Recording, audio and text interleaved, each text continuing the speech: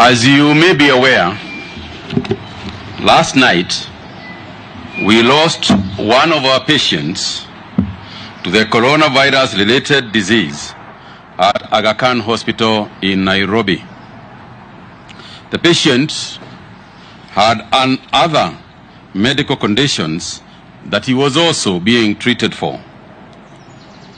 The 66-year-old male, Kenyan, had been admitted at the hospital's intensive care unit and had arrived in the country on March 13th, 2020 from South Africa via the Kingdom of Eswatini. On behalf of the National Emergency Response Committee on Coronavirus and the Ministry of Health, and indeed on behalf of the many Kenyans, I would like to pass our sincere condolences to the family of the deceased. We have also been informed that a South African national on quarantine in Nakuru has also passed away in circumstances that do not seem related to the disease. This is a police investigation, and further information will be communicated to you upon its completion. We have informed the South African Embassy about the incident through our Foreign Affairs Ministry. Again, on behalf of the National Emergency Response Committee and the Ministry of Health, I would like to convey our condolences to her family through the South African Embassy. I would also like to inform you that there are 2 more patients among the 31 who tested positive for the coronavirus currently admitted in the intensive care unit at Aga Khan Hospital. The 2, both male, one a French national and the other a Kenyan citizen. Together with the medical team at the hospital, we are closely monitoring their treatment and they are behaving well. In the last 24 hours, a total of 156 samples from suspected cases of coronavirus have been tested in various laboratories in Kenya. Fellow Kenyans, all the 156 samples have tested negative for the coronavirus disease.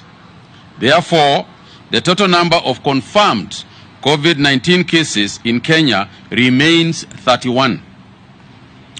As I mentioned yesterday, these 31 confirmed cases are spread out in 5 counties, namely Nairobi, Kajiado, Mombasa, Kilifi, and Kwale.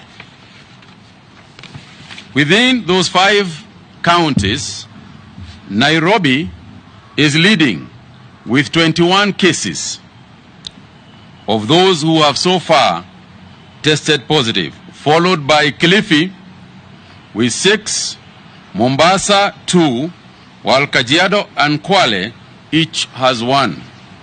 Out of the 31 positive cases, 19 are male, while 12 are female. Tracing of contacts for the 31 confirmed cases is ongoing. The total number of close contacts that we have so far identified stand at 1,067. Out of this number, 136 have been discharged after completing the mandatory 14-day follow-up period. Currently, our teams are monitoring some 931 close contacts. We have 5 individuals admitted at Bagathi Hospital waiting test results. To date, we have tested 752 persons for the coronavirus disease. And as I said earlier, do not mistake testing with surveillance. The surveillance exercise has captured thousands of people. We are talking about testing for suspected cases. From this Sunday, March the 29th, 2020, we will embark on mass testing for more than 2,000 persons who arrived in the country from last Sunday, March 22nd, and are currently under mandatory quarantine in various designated hotels and government facilities. This will be done alongside the WHO guidelines on testing for the virus and in accordance with one's arrival date.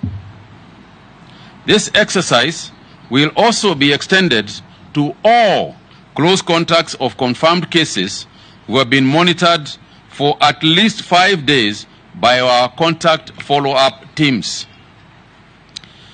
As earlier announced by His Excellency the President, from this evening, 7 p.m. to 5 a.m. in the morning, there will be a curfew countrywide. The curfew continues every evening until further notice. The Inspector General of Police, here present, will give details on the operations of the same. The curfew has been necessitated by the fact that it has been very difficult to maintain social distancing. A lot of our people who have been infected is as a result of social interactions and from our own observations, usually in the evenings and at night.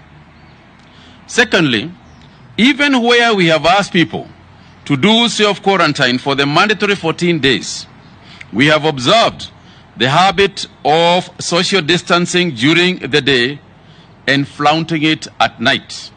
This is unacceptable. We have also noticed, even in public transportation, that the rules are observed during the day and again flaunted in the evening and at night.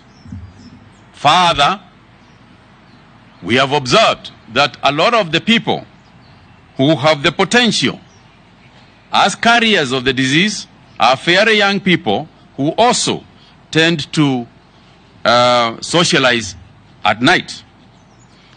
So what we are trying to do is basically curtail social interactions and increase social distancing. And I would like to repeat to my fellow Kenyans that the fact that today, for instance, we did not have any disease announced, any positive announced, is not to say that we relax. If you look at the trend that we have experienced, is that you will notice that now you have got somebody in Embakasi. One of the cases, for example, we noticed is in Embakasi. The case in Malindi, one of the cases in Malindi, has now attracted 122 contacts. The case in Siaya have attracted 138 contacts. The first one is 122, just one person. The second one is 138 people, just one person.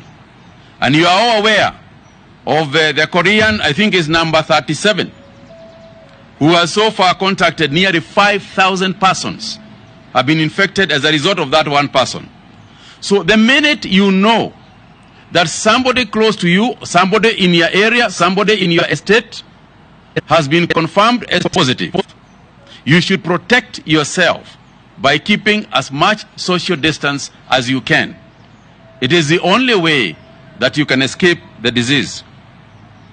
So we keep repeating, social distancing, keep washing your hands, keep sanitizing. This is indeed what is going to help us. I truly want